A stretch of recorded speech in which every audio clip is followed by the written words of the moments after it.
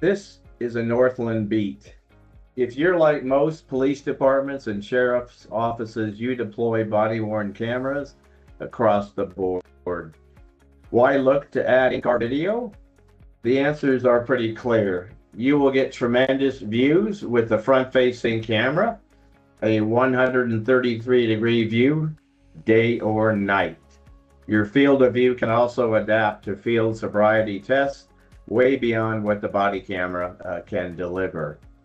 Why put your officers out there with body cameras alone when the in-car video has their back and the full perimeter obviously covered? The in-car system will initiate recordings on many fronts with multiple triggers, from light bars, doors, weapons release, and body camera initiation. The low-light prisoner camera in the rear seat is certainly an added bonus.